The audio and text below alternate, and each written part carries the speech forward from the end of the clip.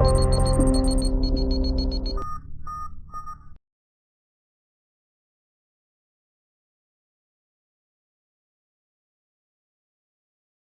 good afternoon, good evening, based on your timeline you're in, and welcome to our webinar on a very interesting subject for which many people had raised a request over the times that they wanted a webinar on this subject and get somebody also, and we can have an interactive session on this. So that's where we are, and that's how we got into doing this webinar. And today's webinar, as you must have seen from the invite, is 7 steps for PCI DSS 4.0 this time, readiness assessment. As you know, it's a very critical subject to be covered. And so I'll quickly jump into it. And okay, and just to let you know that in case there is any technical difficulties, do message me, and our technical team is standing by to look into it. Sometimes it happens because of maybe network issues, or it could be that, maybe the screen is simply not turning, it just freezes the presentation. So these things happen. And so do keep me posted in case you're stuck anywhere. And we'll look into it immediately. Just drop a message to me on the chat window. So these are the subjects or the points that we'll be covering. Too many things to be covered, and I'll try and do the best of it, whatever we best can. For attending this webinar, you gain 1 CPE point, and which you can use for showing the CPE for various certifications such as CISA, CSSP, CRAS, PCI, QSA, and so many other areas that you can use it. But just to let you know that we do not issue certificates to anyone, and it's not necessary actually for you to have a certificate to claim the CP. You can simply say that you attended the webinar. In case the council has audit question, they can always write to us, and the team then checks in the background whether you had attended the webinar till the end, and if yes, then we respond in the affirmative. So, but for that, you have to ensure that you're there till the end, you're not bailed out in between. All right, so this is our YouTube channel, and we have been doing a webinar for like 5 years now. 5 years is a ton of a long time, and we have been doing it for 5 years consistently. And at this time, we just recently crossed 3,000 subscriber marker. Of course, in our line of work, this is a very big number when most of the competitors that we have are coming to like 10% of what we have. So that really shows the interest of our audience, the quality of the work done by the team in preparing the presentations, the content of various types, and then getting it out to you, and then sharing it on various platforms. So again, thank you. In case you have not already subscribed that YouTube channel, you can click on it and subscribe. And every week at least we put up one video, some subject or the other. And at this time we are doing a PCI series of all the 12 requirements of PCI DSS. In depth, each requirement is one video of maybe 10 minutes or so, and we compare it as to the nuances, and we also get into the differences between 3.2.1 version and 4.0 version in detail. All right, so we are not doing that detail in our webinar. So in case you're interested, do click on that link and then click on the bell icon so you get notified when the new videos do get published. And of course, everything is free. It's for you. All right, so that's our video, that's our channel. And yes, this is a brief about me, and let me check. Okay, there are quite a few of our esteemed clients. Thank you again for being there, and there are a few who are not our clients, so hope to see you on our list very soon. All right, so I am a rather PCI, QPA, QSA, SSF, SSL, and also CSSP, CRAS stuff. I've been working for almost 30 years now. Of course, I don't look that old, but I'm not that old. All right, so I'm more on the consulting front, or more on the advisory front. And of course, my company, Vista InfoSec, has been there for 19 years, and we're in the 20th year of operation now. And God's grace, you're doing fairly well, rather extremely good. So thank you again for being there with us. And that is my colleague Viraj. Viraj is, it's my good pleasure to work with him. And welcome, Viraj. Welcome to the session, and thank you for being there.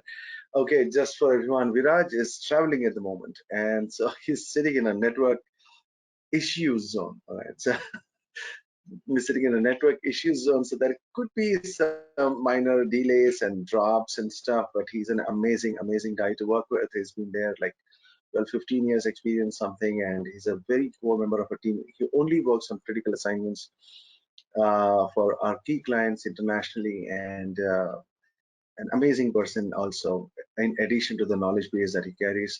So welcome, Viraj. Thank you again for taking the time to be there. Thank you very much, Naren, for the opportunity. It's always a pleasure, brother. Thank you again. So moving ahead, I'll quickly just jump into the key areas, and this is something that I would like you to remember. That is, whatever your queries are as you're doing this, whatever your queries are, do drop us a line. Do drop us a line, and we will attend to it immediately. All right, do drop us a line in case you have any queries. That's what makes our webinars doing so well, because of the Q&A sessions. All right, so that happens as we go along, not towards the end, as we go along. And many a time what happens is there's just too many questions. So let me promise you that in case we are not able to, or because of time constraints, of course, or sometimes it could be a bit too obtuse, so we cannot take it up. So in case that's the case, then I will personally be writing to you directly. All right. So with that assurance, let's move ahead. All right. So just as a quick brief, so many people already know this. So PCI DSS, again, it's a global standard, and now we've got the latest version that's come out, which is 4.0, and again, it is meant for coming in line with the latest infosec requirement, which is the evolving the cybersecurity landscape.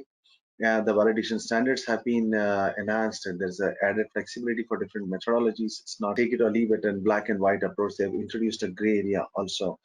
And again, the development was extremely large process, and there are three RFCs rather. Typically, it's just a one or two, but there are three RFCs that was released, and more than 6,000 plus items of feedback was received from the participating organizations and 200 companies, including yours truly. We provided feedback on the standard, and and after that, so it was a accumulation of industry expertise across various companies and professionals, an amazing way in which the council works. So what is new in PCI 4.0? So again, this is a nice, I would not get into the way of reading the slides, so you can go through it yourself. And so again, the whole purpose was to meet the enhanced security needs of the payments industry, and then promote infosec or cybersecurity as a continuous process. And the very important point is there is something called as a customized approach for each control that PCI has now allowed. Earlier it was, if I can say, there was something called as a compensating control, but yeah, it's not the same. But on those lines, there is a customized approach that you can have for each and every control in the docket. And in case you haven't had read the standard, I would really encourage you to do this. Right, and there is an enhanced validation and procedures, also methods and procedures. Again, this is in sync with the evolving cybersecurity standards. All right, so you should go through it. I cannot get into it in detail, and if you are really interested in understanding the various facets of PCI DSS as a whole, and the transition from PCI 4 to 3.1 to 4.0, what has changed and all those things, I would really suggest you to visit our YouTube channel, go to the playlist of PCI, and over there you'll see a lot of videos on PCI DSS, PCI SSF, PCI QPA. So many standards are there. So do go through it. All right, and let us know in case you have any queries. In case you're watching this on YouTube, do drop a query. In case your queries are there, do drop it in the comment section. Typically, we get back to it as soon as, at the earliest, that is. And overall, this is a high-level overview of the standard. So in 4.0 requirements, these are what the 12 requirements look like, right? So there is install and maintain network security controls, apply secure configuration to all system components. And how do these compare with 3.2.1? This is what it looks like. So overall, if you can see, requirement 1 would be install and maintain a firewall configuration to protect cardholder data, and now it is install and maintain network security controls. So there are many requirements, changes that has happened, and me and Viraj have done a video again on the same, changes between PCI DSS 3.2.1 and 4.0. We have done another webinar also, so you can look it up. And again, as I said, we have started a series of videos. We have now completed requirement 1, requirement 2. Very soon requirement 3 will be done up. So every week we plan to host one video on that. So now there is a requirement 3.3 that will be hosted soon, and then 4, 5, 6, 7, 8, 9, 10, 11, and 12. So again, these are the difference in the way the standards are referenced. Yeah, somebody has said, Andre, that will the presentation be available? Yes, but not immediately. We typically host it on YouTube maybe after a month or so, not immediately, because otherwise everybody would be sitting on YouTube, and I would not be having the pleasure and the honor of having people attend our webinars. But again, for our webinars also we don't charge, right? So to give that leverage to our people who are there on the time for the webinar, they get the webinars immediately, but on YouTube it is after a month. Those who attended the webinar, I think they get after 15 days or 1 week or something. Anyway, so moving ahead, these are the differences between the old and the new standard 3.1 and 4.0. Moving ahead, and these are the summary to changes. I'll not spending a lot of time. I'm just setting the context to the webinar. So overall, 65 requirements, 54 covering all entities, and 11 pertaining to service providers only. So as you know, in case you have some familiarity, 11 requirements are pertaining to there are some requirements for service providers only, it's written at the top.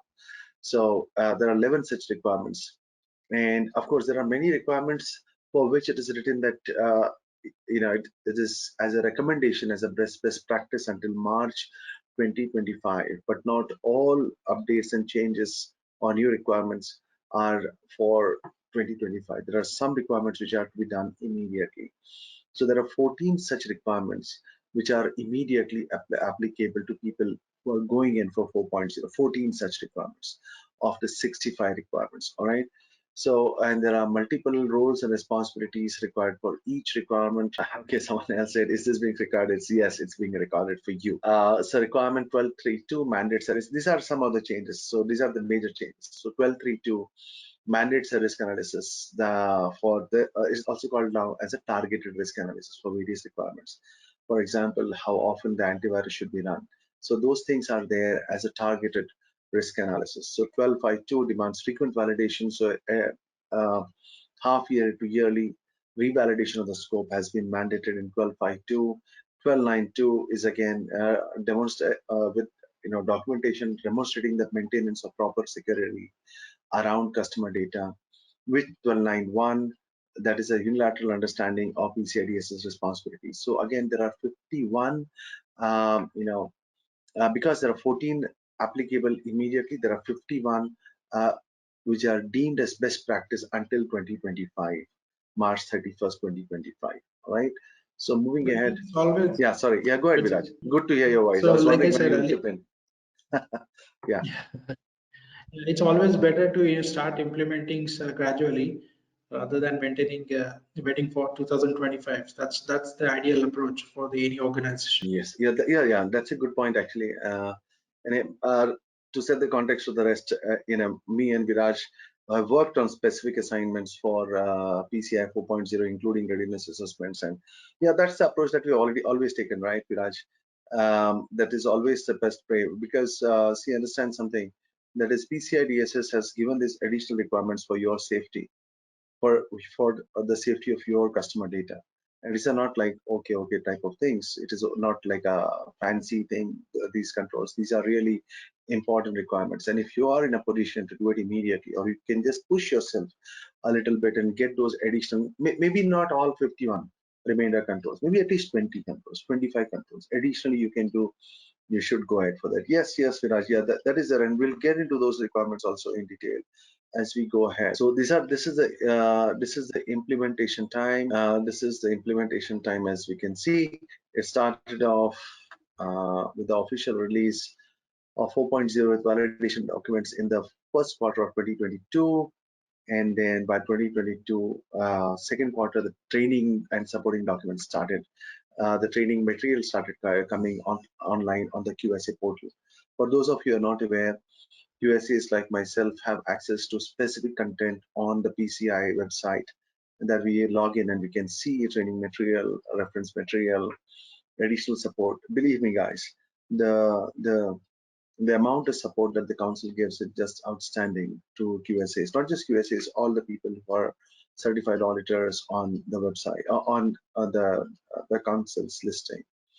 And so again, by next year, 31st March 2024, officially PCI DSS 321 would be retired, and then you'll be forced to go for use the next 1 year for transiting into 2025. And by 31st March 2025, all the requirements will become effective, and you have to go live with by 31st March 2025 on PCI DSS 4.0. Right. So what is a readiness assessment? So this is, we call it as a readiness assessment. Why? Because it's more like a gap analysis, right? So Viraj, how would you look at it actually? I always say it's like a gap analysis. Or See, would pre-assessment sound? correctly, that's the correctly put. Readiness assessment is basically the organization which are currently adhering to 321 and who are willing to uh, move further with P.4. They will be evaluating themselves from the readiness perspective, how ready they are in terms of technical control, in terms of administrative controls like policies, new documentation development. So that's about it. I mean, we normally take each requirement, the set of controls that are, we map it to the current existing organization, and we start doing take it as a gap if it is not being followed and if it is not there. Yes, of course. So typically, yes, that's what happens. So what we do is that, see, if you go in for an audit directly, if you're doing the audit or if you call any auditor and directly for 4.0, and you might be in for some surprises, some pretty nasty surprises, in case you go for directly for 4.0. So in that case, it's always better that you do something called as a pre-assessment, or if I can call it as a quick and dirty audit, right? So it's a quick audit that we do to identify overall whether you are falling in sync in the framework of PCI DSS 4.0, and then give you the findings, and then you can decide whether what to do with it, whether you want to stick around with 321 or move ahead with 4.0. And so this gives you the opportunity to fix it, because say if you call an auditor for doing the audit, and it's not like we'll wait for 3 months until you fix the gaps, right, Viraj? We can't really wait for 3 months or 4 months for you to Absolutely. fix the gaps. Yeah, you'll get maybe a week or 10 days or max 2 weeks for fixing the gaps before I close the audit report. So with the findings in that case, so it will become a qualified report. So that's where the readiness assessment comes in place. So now, this is not just me. This is how any company, any auditor will work. I don't know any auditor, serious auditor, professional auditor who will give you 3 months to fix the gaps. But if there are some pretty big gaps in your organization, you will take a few months to close it. So that is where a readiness assessment really works in your favor. So this is See, go sorry ahead. to interrupt. So I No, basically not at all. look at readiness assessment as a mirror of the organization because, like you highlighted earlier, directly going for PCI version 4 would be maybe severely impacting to the new organization who is willing to. So it's always better to have a gap analysis to identify gaps. You get a better picture, better status of the organization, the infrastructure, and then you can gradually move it ahead. Right. Yeah, of course. That's how it moves. So this is in summary as to what it means. So you know, the 6 points that we say to our client. So it helps you in understanding the key areas of weaknesses, the key areas, all right, not the commas and full stops missing. The overall weaknesses in your strategy, the overall weakness in your planning, the overall weakness in your control sets, the overall weakness in your decision making. So if you're transiting from 3.1 to 4.0, the readiness assessment is the way to go. And again, I would honestly and very strongly recommend you to start moving towards 4.0 and do not wait for, okay, we'll do it next year. Because by next year, if there are some major gaps, you don't have any time to prepare, and then you'll have to, by 2024 it will become a mandate, and then 2025 everything goes live. So this transiting now to 4.0 gives you the time to upgrade yourself. At the worst case, you can just implement those additional 11 controls and then move into slowly start. Maybe next year implement some 20 more controls, and the next year implement some 20 more controls, and then by 2025 implement the rest of the controls, and you're there. So by 2025 it's been a very smooth transition for you, right?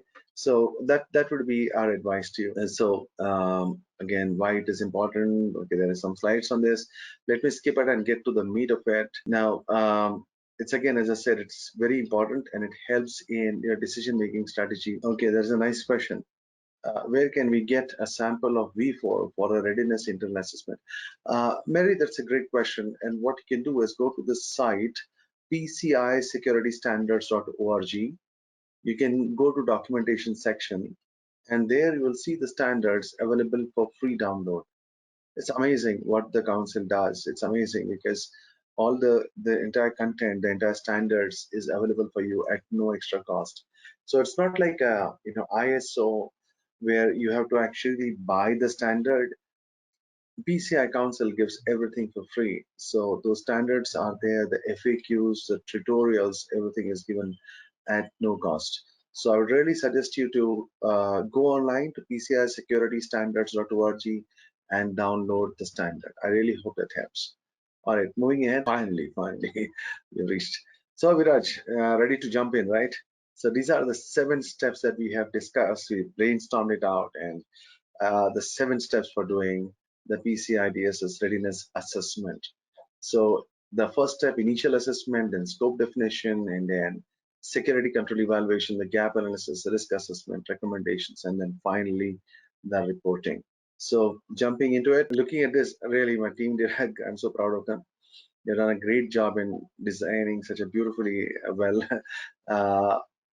slide which really summarizes everything very well for us. So Viraj, of these 6 steps, let me not read it from my audience. What do you think would be the most important of these 6 steps? On-site visit of auditor, viewing key personnel, understanding business operations, then again understanding business infrastructure, reviewing policies, procedures, and then final. So yeah, it's everything looks important. Yeah, but if you have to rank them per se, what would you put at the very top? Sorry, say that again. I said, of all these, of the first step of initial study, there are 6 steps that we have defined. Since you worked with on the few of these assignments, what would you suggest would be the number 1 thing to do in initial study? The first thing to do. Yeah, everything looks important. Yeah. Of course, the understanding the network infrastructure first, then getting into discussions, team management, team meetings, understanding the new business processing. Of course, because these forms are the critical process as a scope in terms of scoping. So these are the, I would say, part of the key components initially, even in the initial assessment. If we miss anything, definitely. Very true, very true. Because this will then impact other 6 steps actually. That's what I have seen, right? So just yeah, Viraj, you were saying something? No, I'm good. Okay, so interesting. So basically speaking, a few cautionary tales, if I can add for you, is the on-site visit of auditor. That's the PCI QSA. See,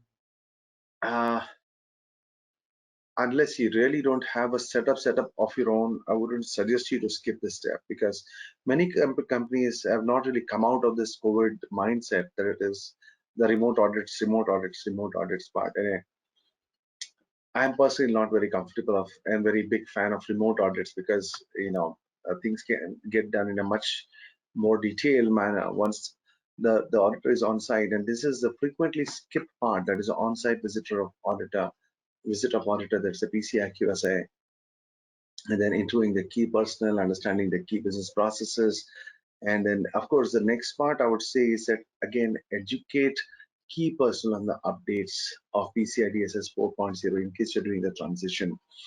So I would suggest that as a part of the initial study, do not underestimate the importance of even educating or having at least a 2-3 hour session on what is the changes from 3.1 to 4.0 and how it's going to impact them, and what they need to be prepared for while giving the various data points to you as an auditor. So this is the initial study. The first step is just getting the the various ball rolling, if I can say that, and then comes the scope definition. And now I cannot, let me just put it this way, there's so much we can spend hours on this. Well, on our website, on a YouTube page, I'm sure that you must have visited it by now and hopefully subscribed and clicked on the bell icon. So uh, the second most watched video on our YouTube channel is a webinar on scoping and segmentation. This is one of the most frequently asked queries and issues and gaps that you have seen in PCI DSS audit, and this becomes much more stringent in 4.0, where it has become the scoping requirements are much more defined in 4.0 than 3.1. So if you already have a scoping in 3.1, it will not be 100% as per 4.0 requirements. So Viraj, what do you think? Can be said as key gaps in the scoping methodology for organizations? What would you can share on this part? Because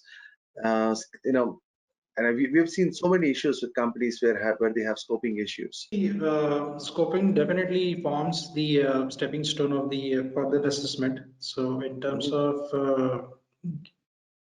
the assessments that we are doing, the asset inventory scoping documents is one of the critical documents, and when organizations seeing themselves for aligning with the 4.0, so it's important for them to understand there are new requirements for scoping. So for example, if the business process changes every year, let's say card data, now in PCI 4, there are certain payment requirements for the payment page scripts should be monitored. So those documents, those it's the first steps is that would be on a technical side. Organization will have to look into it.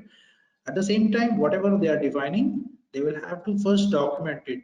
Of course, this is this will appear in further requirement also, but the scoping has to be documented first. Yes, scoping has to get documented. That's really very important because, but then what to document becomes very important. Let me give you just one point over here, guys. And if you just look at, say, requirement number 1, earlier the definition of storing card data, or the requirement number 1 was basically speaking of only firewalls, routers, and switches, nothing else, just firewalls, routers, and switches. So in 4.0, that is got upgraded into the word, the definition is now network security controls. It's no longer just firewalls.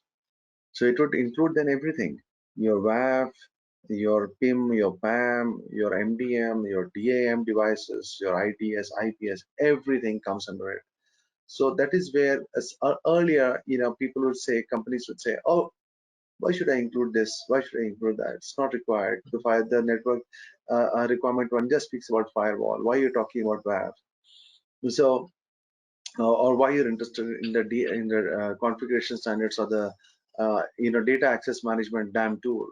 So those things are there where it's very important that companies read the standard and get somebody qualified to doing it, because scoping is something where you will definitely fail, because the definitions are much more clear in 4.0. So identification of all the system components, processes, personnel, documenting of all the account data. Other thing, let me give another example. Requirement number 3. It was talking about, say, protecting your sensitive authentication data and encrypting it or not storing it after authorization is over. But with 4.0, it is even before it has to be encrypted, while before authorization and after authorization, it has to be deleted, or if stored in case you're an issuer, then encrypted. So there are some requirements where it has been made much more clear. So please, get these things in place. Okay, Mr. Smith. He's asking, can you talk more about documenting scoping? Mr. Smith, I wish I could help you on this. But see, what happens is that, as I said earlier, you can go, this is my YouTube channel, this is our YouTube channel, and my second most watched webinar in hundreds, in more than 100 videos is the scoping and segmentation. So how the documentation is to be done, what is the definition of in scope, out scope, everything is there in that webinar. I cannot really cover that detail over here. And again, in case you subscribe, you'll be seeing the new videos that is coming up. So we are covering each one in detail, each of those requirements in detail, and how the scoping changes with each requirement. We have now covered two requirement 1 and 2. 3 will shortly be published, and every week we are uploading one video on that. So that is really going to go a long way. I really wish I could do this for you, my friend, but I really hope you understand. I don't have much time. It's like I have to close this webinar in the next 20 minutes max. So anyway, you have to document even the in segment, out of segment, everything is there. And again, just as another point, Mr. Smith, Goldsmith rather, about documenting the scoping. See, the scoping gets documented in the ROC. Okay, the ROC, which is given, the ROC template, which is given by the council, has its format for documenting the scoping. So we have to use typically that. We, as a QSA, as an audit company ourselves, we cannot use any other format other than that given by the council. So I really hope that answers. Anything you'd like to add, Viraj, on that query? Yeah, I would say, Naren, definitely we add the scoping components in the ROC, but I would say maintaining a separate scoping document would also help in requirement 12 because there is a specific requirement, the scope has to be documented. So in that case, we can just use the same information, but in a separate document. Yeah. In requirement, I think 12.9 something, if I'm not mistaken. Yes, we have to maintain a separate scope document also. Yes, yeah. Okay. Yeah, thank you so much, Viraj. See, this is why I love working with you. Right. So as an auditor, I have to document the scope that is understood in the ROC. But if you are the auditee, you have to maintain your scoping document on your own.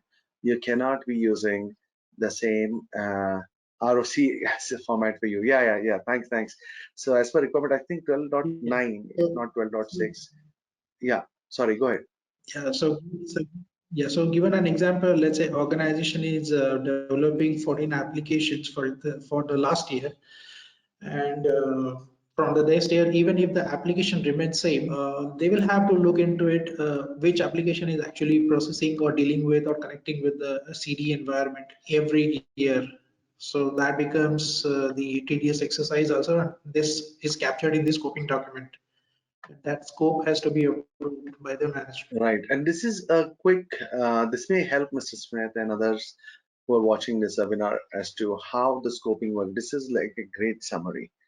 And again, I had given so many notes to the team and they have designed this so beautifully. And I really hope you agree with me because this covers in one screenshot how the scoping is, categorization is done for CDS systems in and out and what needs to be covered in scope and what is covered out of scope.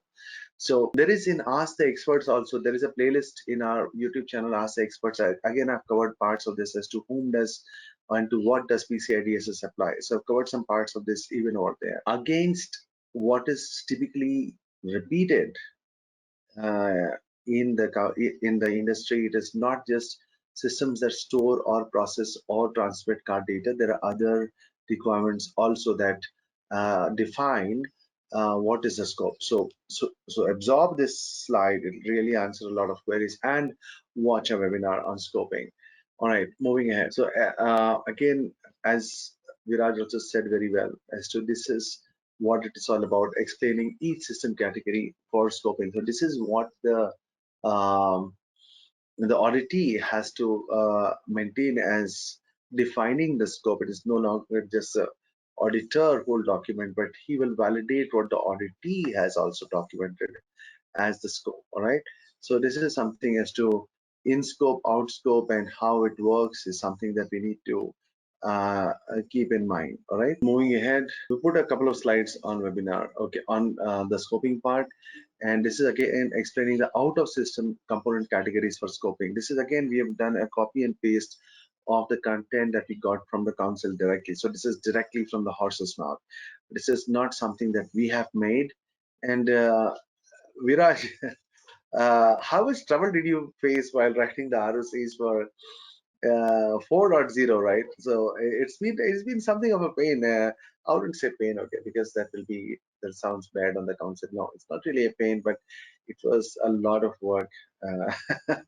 Yes, Viraj. So what has been your Absolutely. tales from the front, rather, right? I would say the adequately council has given, significantly auditor works has been increased. In terms of earlier, we used to validate only evidences based on the comments, based on the testimonies or interviews.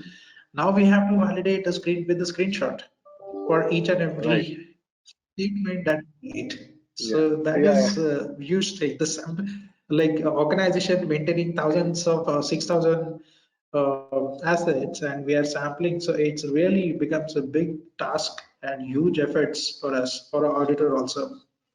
So yes, ROC writing is much more detailed. It is much more detailed. Okay. Okay. Can you hear me? Am I audible, guys? Am I audible? Is there any problem? Okay. Okay. Cool. Again, as I said, if you are facing any trouble in hearing, do drop me a line and we will look into it immediately. All right. And this is something called as a shared system component. Again, and this has been made much more clear in PCI DSS 4.0 shared system components. Right. So in case there are some shared services, it could be POS services, it could be firewalls, logging servers, patching servers, directory servers, admin workstations. All of these are also connected to the central system. So these are also considered as a part of the PCI DSS scope. So I'll quickly jump this thing. And so this is like a summary of the in scope and out of scope. We have not covered a lot of data, but we have still covered them over here. So corporate line out of scope, CD, the category, CD, the full form is car data environment, in case you're not aware. So fully in scope, right? For then shared services, again, fully in scope. You cannot say, I'll partially include my Active Directory or which is a shared service, or my antivirus or my mail system. It is fully in scope. Even shared services are fully in scope. Now, this has not changed from 3.1 to 4.0.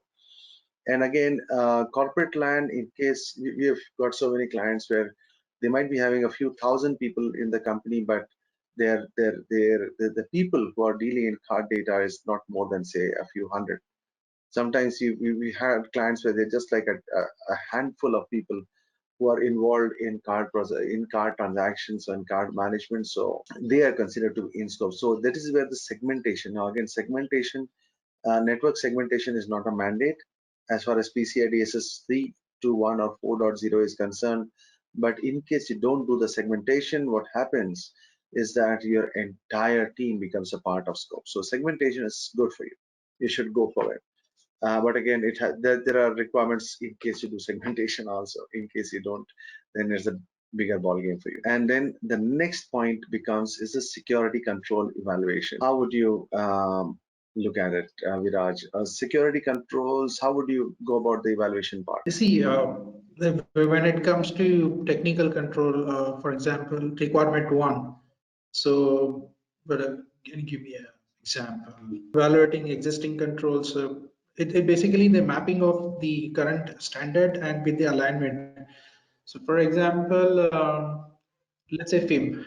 So, in the PCI 4, specifically states that the audit log files or any specific audit log configuration files has to be monitored by the FIM for to avoid any changes.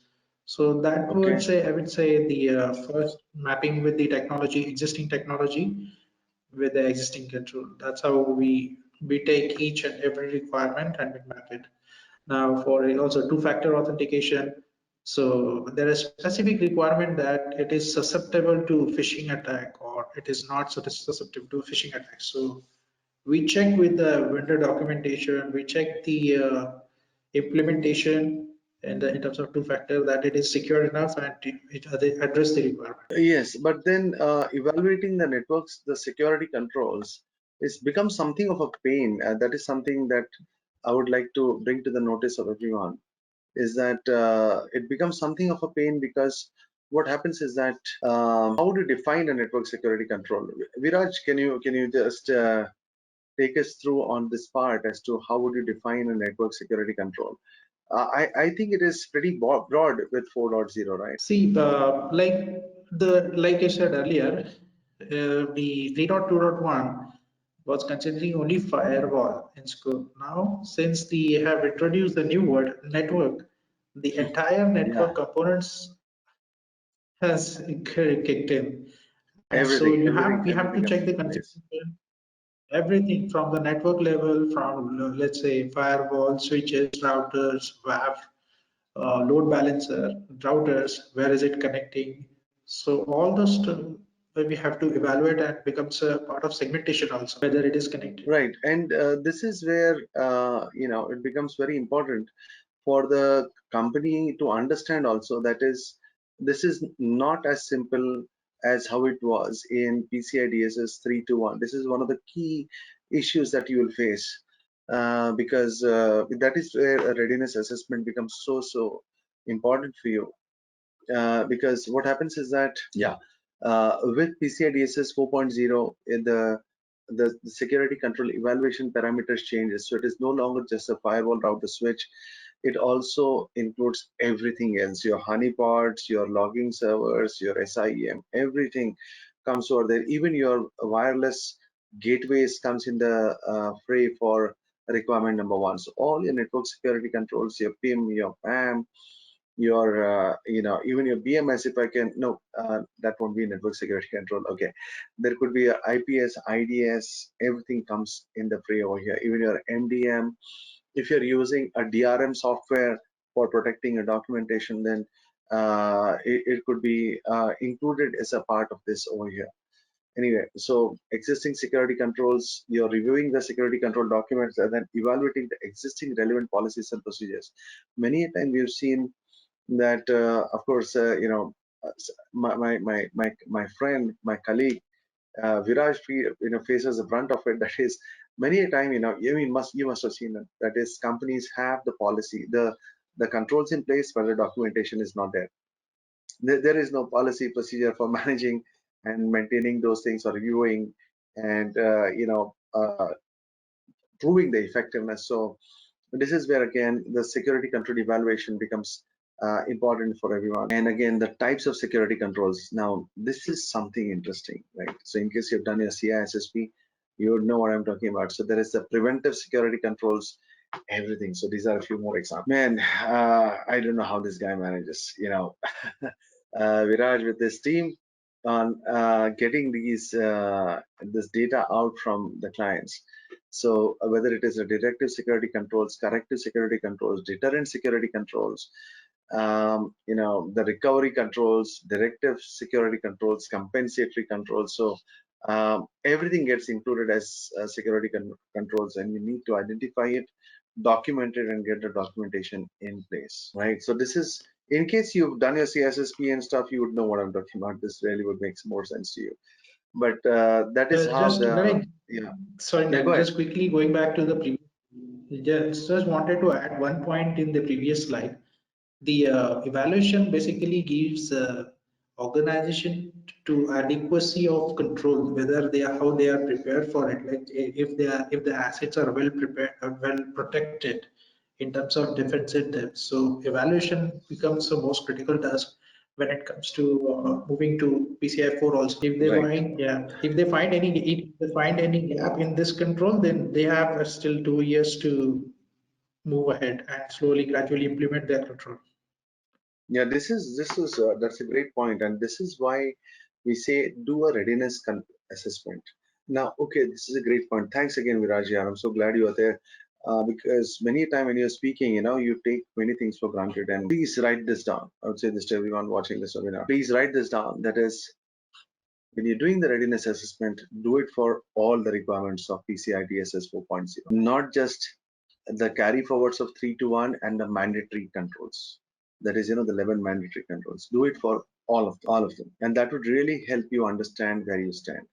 Because it's very well possible, if you remember, 65 requirements were there. Of the 65 requirements, you had 14 as mandatory controls, right? And 51 were non-mandatory until 31st March 2025. You have to do the readiness assessment across all the controls, including the 65 new ones and the modified ones types.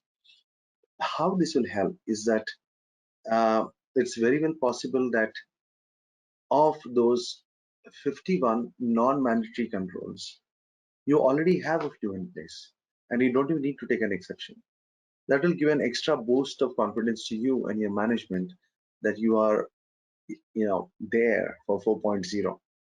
So I would suggest you, because we've seen some companies take the shortcut and just say, do the readiness assessment just for the overlaps with PCI 3 to 1 and the mandatory controls. Leave the other 51 out. But then if you're doing it that way, how do you know how to plan for the remainder 3 years, 2 years that you have? This 23, so 24 and 25. That is, what controls you need to do next year and what controls you need to do the year after. That's where the readiness control, assessment will help you plan and take the right decisions for the future. So I really hope that's helped. Thanks again, Viraj. That really was a good point that you mentioned. Quick 2 points, Naren, just in Yeah. addition to what you just said. So, for example, when you say it's always better to conduct the readiness assessment for all the controls, like for example, requirement 4 has come up with the that SSL keys and cryptography keys needs to be documented. Now, organizations, if they are doing, they are implementing SSL keys and cryptography, they might say, okay, fine, we have already implemented that, but are you really documenting it? Because documentation it is important in PCI 4. So the same way for two-factor authentication, organization has implemented the entire setup, the two-factor authentication, but the open source software, maybe sometimes there's one specific requirement for it. It is susceptible to phishing attacks. If that product is not adequate enough to protect these or this. So at this phase, organization will have a visibility whether their product is adequate and whether well protected, and they have good time to move forward. So that's it. These are the two just example, but there are granular level. There are many requirements on a subpart in the PCI version 4 that needs to be taken, and that will only happen when the all requirements are taken into consideration for readiness assessment. Right. No, I'm getting what you're saying. Yes. Anyway, so moving ahead on this, and that's the next part. That is actually doing the gap analysis. So the gap analysis report is the outcome from this, and these are the 6 steps that you have seen. That is assessment of the current compliance posture. So in the previous 2-3 steps, what we did was we got the data out, and we did the initial study, we did the assessment of the security controls, and now what we're doing is that we are identifying where you are vis-a-vis where you need to go. And that over here, as a part of the second step, what you see is mapping of the current PCI requirements against the latest PCI requirement, against the latest PCI requirements. We identify the gaps, we identify strategy to fix the gaps, and give a gap analysis report. So this will be the gap analysis standard, and this is where the core also lies. But there is a couple of more steps that I would like you to look at, and this is again, I wish I could, maybe I should have, showcase it to you what a risk assessment, like a targeted risk assessment, looks like. And again, the strategy doesn't really change, because if you're talking about a risk assessment, then these are the typical residual steps that we are looking at. So risk assessment is mandatory as a part of requirement 4.0. So Viraj, can you quickly just run us through some targeted risk analysis examples? One was, as I remember, antivirus was there, and um, scanning was also there, right? Yes. So basically, it is similar to, I would say this is similar to a risk assessment, but it is not a risk assessment because the ISO risk assessment part is different, and this is purely from the PCI perspective. So Hmm. targeted is basically council has given some liberty. For example, the antivirus scanning earlier it used to be there was a specific frequency that it happens daily. Now considering and understanding the industry challenges, PCI says, okay, fine, you define a targeted, you take this component in the targeted risk analysis, and you define the frequency. So the organization define frequency, let's say for 1 month. So as per that frequency, organization will have to follow that scanning rule. So that for antivirus, yeah. Likewise, they have given some periodic frequency for audit login also, review access reviews. Yes, one sec. Okay, moving ahead quickly, we are running short of time now. This is where the recommendations come into place, where we are talking about fine-tuning your existing security controls. Now, this is where the recommendations come, from people like us. If you're working with us, we work with so many companies. So we typically recommend that, okay, base minimum, you have to do these 10 things. This is how we give the recommendations. Base minimum, you have to do these 10 things to move into 4.0 now. And then we would say that of the remainder, maybe if you just make a little bit effort, you can maybe satisfy 10, 15 more requirements. And of the remainder controls, we can say that these are not mandatory, but these are very important for you, looking at your risk. So please do it. So for example, if it is, see, for example, in PCI DSS 4.0, the password strength has gone up to 12 characters. So if it is a very sensitive environment, we would tell them that please do not wait for 31st March 2025. Please do it immediately. So these are the things that is really required. So you need to set up something called as like a chart as to what needs to be achieved in the next 3 months, 6 months, 1 year, 2 years. So that's where the recommendations, what could be the strategy to fix the gap, strategy to address the vulnerabilities, and then mitigate potential risk, and then respond to the evolving threats, risk and threats. And then again, last but not the least is the allocation of resources. Because once the ball starts rolling, then everybody just runs away. And Viraj and his team is running after the clients to get the data out and at least get the project plan. Look at him shake his head. So he knows what I'm talking about. So yeah, running after these people and getting the data out. Come on, do something. So yeah, so that's where the recommendations with regards to the resources comes into place, right? So Viraj, in these things, I would say that the base minimum that needs to be done is at least identify what needs to be done immediately, right? What would you suggest? Sorry, say that again, Dhiren.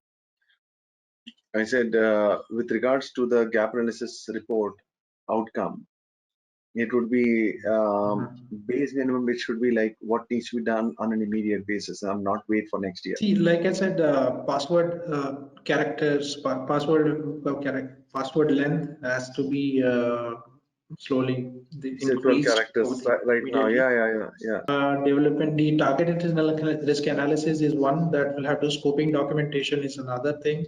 So there are set of documents that will organization will have to implement on an immediate basis.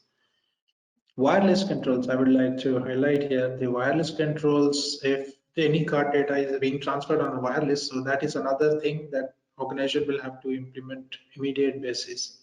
Yeah, yeah, yeah. This could be because this could be a good driver or an impetus for getting those weaknesses fixed out. For example, wireless. Yes. So again, what your PCI DSS readiness assessment should look for. So the outcome should be what are the key areas of focus in your organization? What is the current compliance posture vis-a-vis 4.0? All the requirements. Again, I'm saying all the requirements, not just look at the base minimum. And I always say, why are you looking at base minimum? You're a mature company, good company. Try and look beyond the base minimum required and do something better, right? And so what is the desired compliance posture of the organization, or the desired? Again, I would suggest go beyond the minimum mandatory. Look up what other additional controls you can satisfy instead of waiting for 31st March 2025. Let it not be this transition. If you're going in for 2020 for PCI DSS 4.0 now, let it not be just for saying to people that we have done PCI DSS 4.0. Let this actually make a difference in your organization. Let it not be just a formality for you to say, oh yeah, we did 4.0. No, no, no. Try and do something better. That would be my take, my advice to everyone, right? So this is what we always tell all our clients. Don't just look at our base minimum. And so component, this is what we have said, what your report should look like. So in case you are working with anyone, you can work with us, but anyone else that you choose to work with, ensure that these 5 areas are there in your PCI DSS readiness assessment report. So the current compliance, desired compliance goals across all the requirements, not just the base minimum, identification of gaps, gap analysis, and the prioritization of the points to be fixed, and of course the proposed remediation strategy, not just for your current certification cycle, but even for the future. What are you going to do in the next 6 months, 1 year, 1.5 years, 2 years? In the next 2 years, you will be close to getting it done with no questions asked, with no excuses. Sorry, not question, not no questions asked. Anyway, so I really hope this makes sense to you. And so moving forward with PCI DSS in the coming years, it is really going to be difficult if you wait for the last minute. That's what we tell to everyone. That is, this is really going to be difficult for you because there are quite a few changes. And in case you are doing this for the first time, PCI DSS, I would suggest you to, without any hesitation, do the PCI DSS readiness assessment or go in for 3-1. 4.0 is difficult. Of course, it's a much needed difficulty because many things were just taken for granted by the industry. So 4.0 is a much needed difficulty, which people should be looking at surmounting the difficulties, right? So, Viraj, anything from your side? Any points of advice for the team as we move towards closure of the presentation? Yeah, definitely. Let me give some relief to the organization. Basically, the organization were already complying with 3-1. It would really not be a huge significant change for migrating to 4.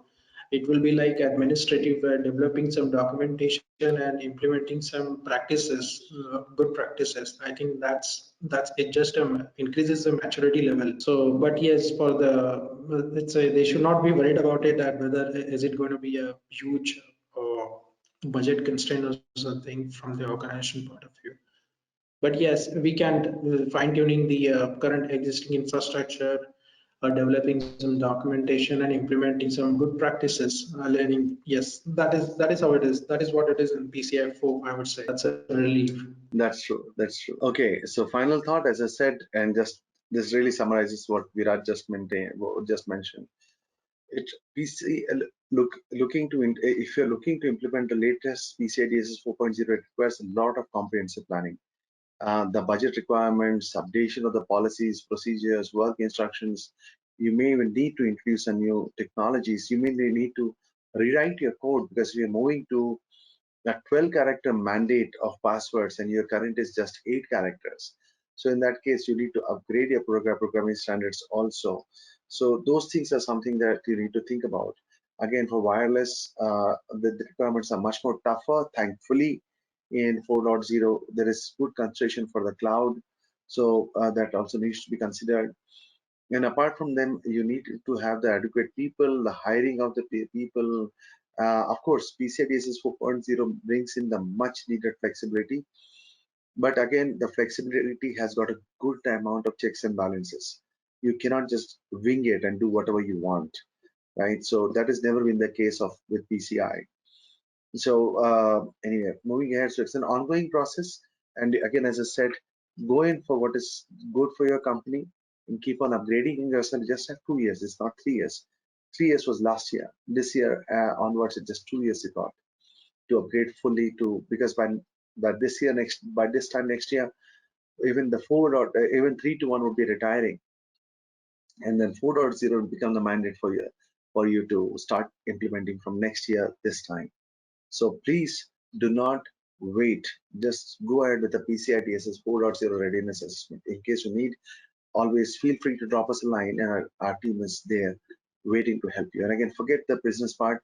In case you have any queries, do drop us a line, and we'll be more than happy to even answer your queries on that. Okay, free of cost. Don't worry. All right. So we are moving towards the closure. A general reminder about the survey that is there as you close. There'll be a survey button that will be coming up. Do give your feedback on the webinar. What do you think about it? Did it help you? What do you want to be covered in the next webinars coming up? If you have any further question, do let us know. We spend a lot of time and money on this exercise, and your words really goes a long way for us to understand what are your expectations. So thank you again for being there, and of course, thank you for sharing your valuable time. Again, a big round of applause for my dear friend Viraj for being an invaluable part of our webinars on PCI DSS. Thank you, Viraj, that you're sitting in a remote place with your mobile internet and you're there. Thank you again for being there, Viraj. Thank you. You've been invaluable for this. Thank you, Naren, for the opportunity. Thank you. Definitely, I'm always there. Yeah, thanks. Thanks, Yes, everyone. Have a good day. Thank you. And this is our YouTube channel. As I said, do feel free to subscribe and click on the bell icon. And okay, let me see any other queries. And again, that's a Facebook, LinkedIn page, and on a Facebook page, again, there's a lot of content. That's our contact us page. Do drop us a line in case you have any queries, and our people are waiting to help you. It could be for an assignment discussion, it could be maybe you have some queries, and we'll be there to answer your queries too. Don't worry, we won't charge you anything for it, as I said. And we are there to support you in your endeavors towards a much more safer payment processing system. So thank you again. And again, next month, in the month of March, we'll be having a new subject, and we are having some thoughts on what to do and what not to do. In case you have any bright ideas on what to cover, do put it in the survey, and we'll be more than happy to take it up. Take care, and thank you again. God bless. Bye-bye. Thank you again. Thank you, Viraj. Bye-bye.